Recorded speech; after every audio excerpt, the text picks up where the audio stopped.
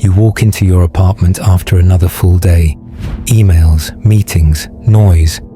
You're running on autopilot. Your mind streams notifications, and your spirit hums in the background like a broken engine. You glance at your phone, almost instinctively, hoping for something to fill the void. And when you find her messages, someone you care about, you feel the surge, anticipation, anxiety, relief. Suddenly the day shifts. You're no longer grounded in yourself. You're tethered to her mood, her tone, her approval. That's the anima working. Carl Jung calls it the feminine psyche dwelling within you, an image of nurture, idealization, emotional contagion. It looks, sounds, feels like love, but it has a darker side. It creeps in gently. It shifts your presence.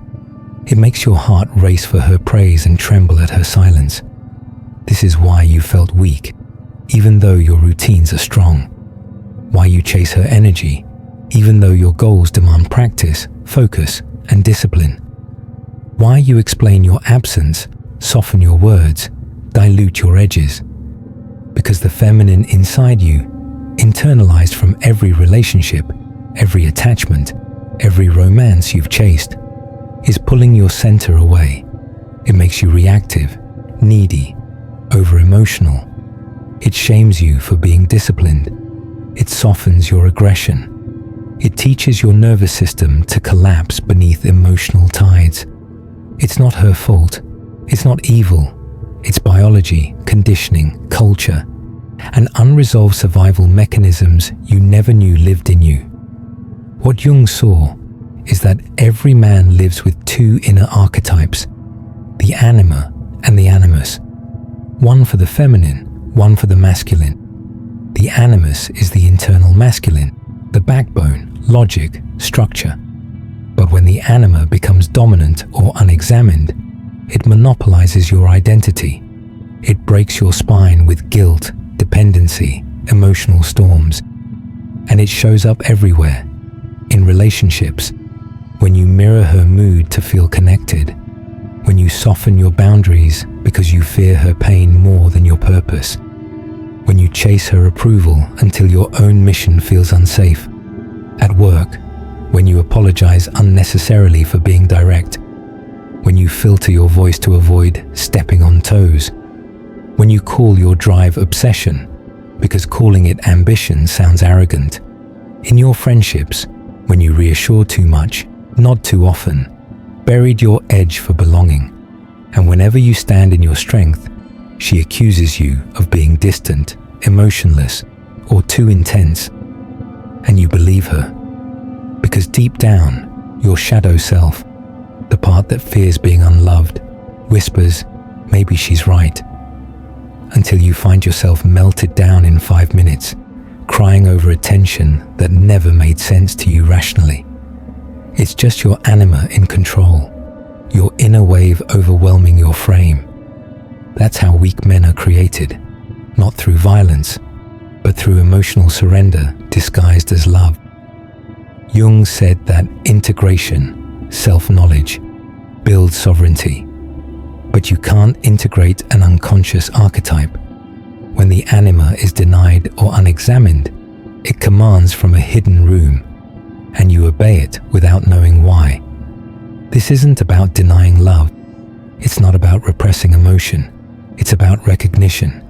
It's about seeing the trust fall you keep falling into because you haven't built your own seat, and you feel it when you wake up to a day you planned. When she texted you that morning, and it shot your dopamine, not because you're chasing something meaningful, but because you're chasing her feeling. You feel it when you commit to training, and she complains you're not present. You're torn. Do you chase your growth or chase her mood? Either choice cracks you. The growth makes her feel unsafe. The chase derails you, and you don't lose because one day she's more important. You lose because you haven't built your own center. You've let your emotional gravity orbit someone else's. She's not at fault. Most of her impulses arise from her own anima animus tensions. But as a man, your work is not entanglement. It's integration. You need to recognize every time you soften for comfort, every time you explain instead of lead, every time you collapse to manage tension, every time you chase connection at the expense of your direction, every time you hire her vibe to fill your void. Because these patterns aren't love, they're emotional codependence, built on the belief that one person's mood can anchor your being. And now you're waking up to it. You feel that tension in your chest that's not weakness, it's awakening. You sense the cracks in your armor, even though everyone calls you stable, balanced, a good guy. But it's not stability, it's surrender. Because only strength stands unshaken inside tumult. Only sovereignty survives wilderness. And your true power isn't shown in how she loves you. It's shown in how you hold your purpose when she pulls away, storms come, or chaos erupts. Jung's gift is not psychology. It's a manual for emotional sovereignty. He teaches you to see the unconscious first, to name it, to walk toward it like a man who doesn't back down from his own darkness. You understand the intellectual part. You understand that anima issues are normal, but you haven't felt the split. You haven't felt the weight of your own emotional hijack until you lean into the resistance, stay alone, face your own emotional waves, and stand your center like gravity. That requires practice. That requires a grounding longer than her message, a purpose deeper than her eyes, a courage wider than her moods. This isn't just screen content. It's your battle. So feel it. Feel the instability you feel when she doesn't text. Feel the urge to explain, to calm, to justify, to vanish. Let it come with words, with breath, with clarity. Not in chaos, but in casting your presence across the storm. That's what integration looks like. It's not about being emotionally shut off. It's about being emotionally governed by you and not by her transmission. When you fully integrate the anima, when you see her in yourself without collapsing, you don't lose emotion, you gain command. When you understand her triggers without running from them, you don't lose intimacy, you gain unshakable presence.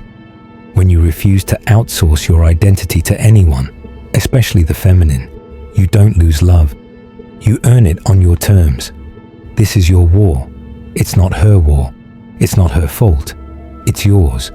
But if you make it yours, speak with her, not for her. Lead by feeling, not fleeing. Stay in your tasks even when she's storming. Then everything changes. You stop being a man who seeks approval. You become a man who commands presence. You stop being a vessel for emotional chaos. You become your own anchor. And that is the path from unconscious collapse to emotional sovereignty. That is balancing anima and animus, not by suppressing either, but by integrating them in a powerful center. That is becoming a man whose identity is not negotiable, no matter who tries to rewrite his worth through emotion. And now you can sense the tension, that mix of fear and relief, as we begin to walk into her storm without losing your will, without caving, without explaining. It starts with seeing what's inside, the shadow you didn't own, that emotional child who can't bear her distance, yet calls it love. You own that, you speak to that, and your center holds it, and that center defines you. You used to feel clear. You had that stretch in life, maybe it was brief, where your breath was your own, where your mornings didn't begin with your gut already twisted in someone else's emotions, where you felt strong, purposeful, untouched by emotional chaos. But that time didn't last, did it? Because the world you live in now is not built to grow men. It's built to feminize them, softly, subtly, through screens, through relationships, through performance masquerading as love. And if you're not watching for it, it owns you. You don't notice the shift until it's already deep. You start adapting to her mood, calling it empathy. You start filtering your truths, calling it tact. You start apologizing for your strength, calling it being emotionally available. But deep down, you're shrinking. You're giving up your spine for acceptance. You're no longer leading, you're managing. The anima has taken the wheel. It happens slowly. You watch a reel on how to make her feel safe. You like the post about being a better man. You nod at every quote that says your masculine power is dangerous unless controlled. Not by you, but by her feelings. And you swallow it. You take it in. And now her storm becomes your compass. You're no longer building your world. You're orbiting hers. That's what Jung tried to warn you about. The anima isn't evil, but when you're unconscious of her, she runs your decisions, and then turns around and blames you for being weak. She becomes the internalized feminine ideal, not a real woman, but a fantasy. She makes you crave completion through romance. She makes you see her as the solution to your suffering. She makes you think intimacy is salvation. And then, when you finally find her, she pulls away. She becomes moody. She gets cold. She tests your center because she can feel you never had one. You never led her. You just clung to her. You don't realize how deep this goes. You think it's just a few bad relationships. You think it's just your attachment style.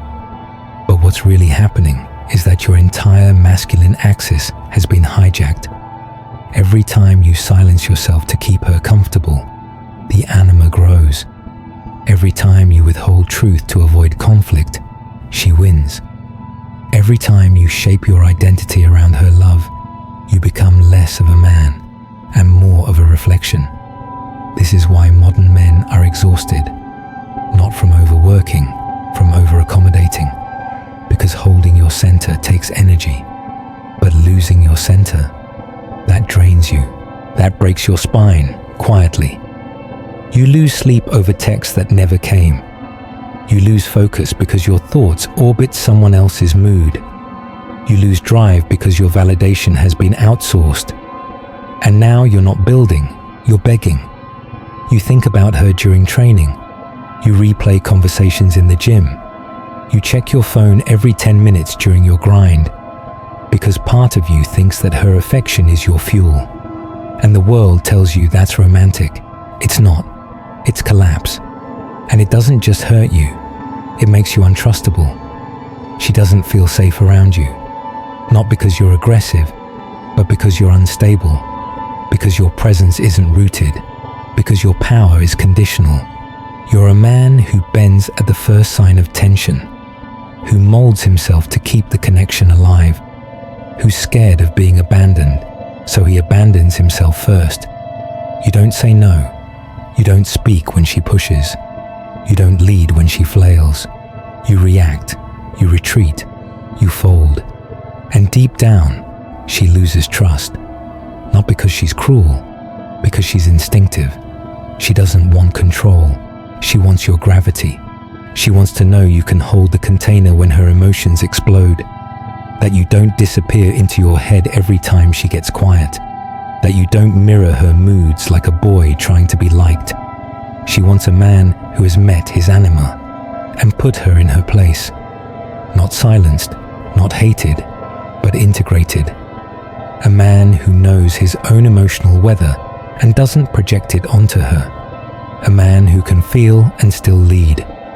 A man who can sit in a storm without needing to be coddled or feared. But you can't become that man by passively waiting to mature.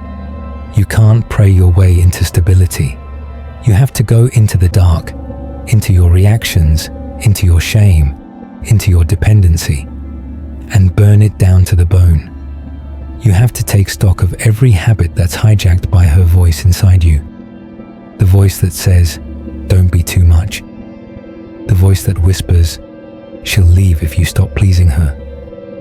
The voice that panics when she pulls away, because you've mistaken distance for death. That voice isn't her, it's you. It's the part of you that never became a man. It just kept reacting like a boy. That's the anima in full bloom. a psychological seductress that keeps you orbiting emotion instead of building structure. And now you've got two choices.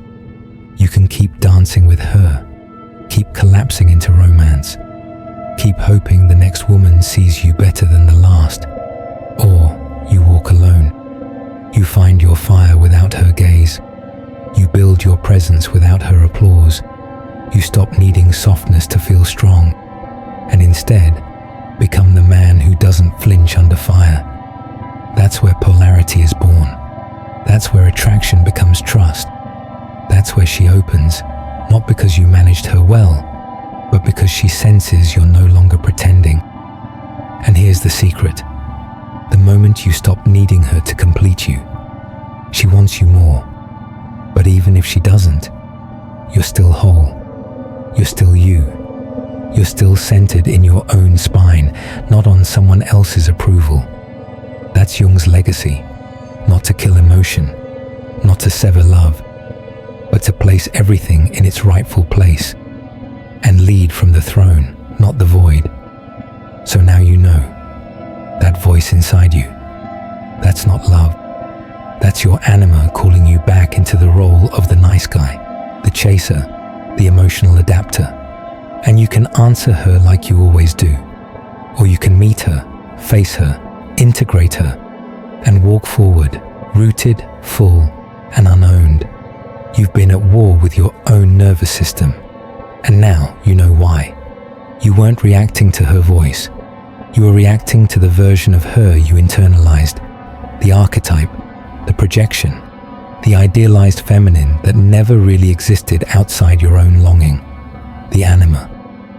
She speaks in silence, in mood, in need. She wraps herself around your strength and calls it love. And when she's unconscious, when she's dominant, when she's ruling the show from the shadows, she becomes your emotional master, and you play her servant, not out of weakness, out of ignorance. You didn't know what was happening. You thought it was normal to feel ungrounded when she's upset. You thought it was love to bend your will around her emotions. You thought you were being a good man, but now you see it clearly. You weren't in a relationship. You were in a performance, a play directed by your shadow. That's what Jung meant when he said, until you make the unconscious conscious, it will direct your life and you will call it fate. So now what? What do you do once you've seen it? You integrate, not suppress, not reject, not wage war against the feminine. You bring it home, into your center, where it can no longer hijack your decisions. And that work begins in stillness. It begins when you sit in your own discomfort and don't outsource it to a woman. It begins when your urge to text her is replaced with the act of breathing deeper. It begins when you stop scanning for her reaction and start observing your own. You don't become whole by chasing. You become whole by holding. Holding your own emotions without leaking. Holding your truth without flinching. Holding your desires without explaining. You don't need her understanding to stand in your spine. You need your discipline. Because discipline is what anchors you when the anima flares. When she floods your system with guilt, softness, confusion, and tells you that being a real man means submission to her needs. But a real man doesn't serve need, he leads it. That means boundaries. That means no longer folding your plans to manage her anxiety. That means refusing to collapse when her affection disappears. That means learning to feel deeply, but not emotionally identify with everything. You are not her. You are not her savior. You are not her projection screen. You are the frame. And if you can't hold that, you can't hold her. Not in the way she really wants. Because she will test you. Not because she's evil, but because she's wired to. Her unconscious will throw fire to see if you turn to water. She'll push your buttons to see if you melt. She'll go cold to see if you beg. And if you do, you become another man she cannot trust. Another man who confuses reactivity for love. Another man who asks her to lead, then resents her for doing it. But if you don't, if you stand still, if you breathe deeper, if you stop chasing storms and start weathering them, she feels something she hasn't felt in years, maybe ever. Safety, not comfort, not coddling, but deep primal safety. The kind that tells her she's finally in the presence of a man who owns himself. That's polarity, not fake alpha posturing, not emotionless stoicism. It's embodied leadership, born from integration. Because you've met your anima, and instead of letting her run you, you've invited her to sit calmly, quietly, in her place. She's not gone. She's just no longer the captain.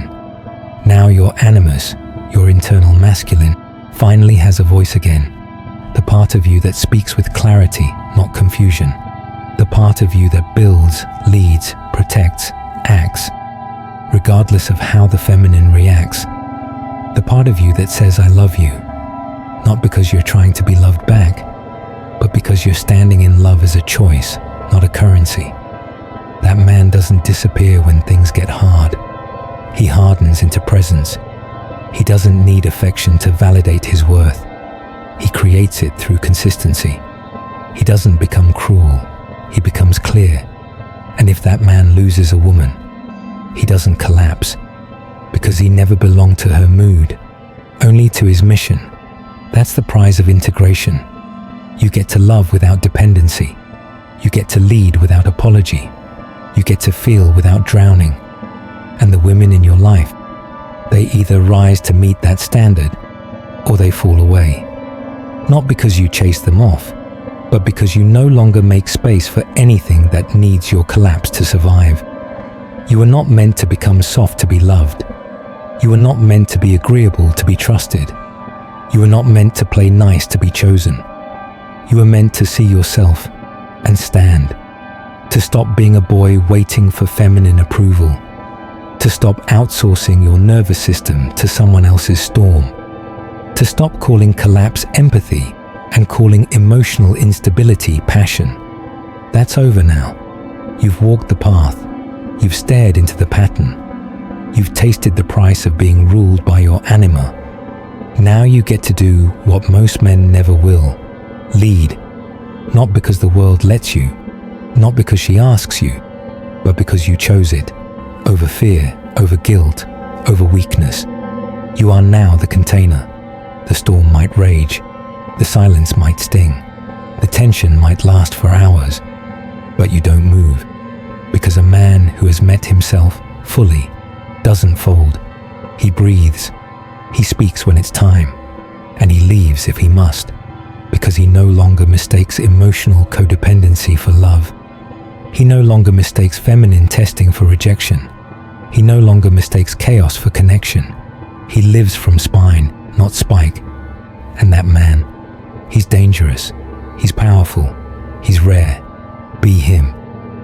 This wasn't entertainment. It was excavation. So don't disappear. Don't ghost this moment like you've ghosted your truth before. And if you're building this version of yourself, like and subscribe to stay connected. This is a space for men becoming sovereign. Stay in it. Own your fire. Train your frame. Integrate the feminine, but never surrender to it.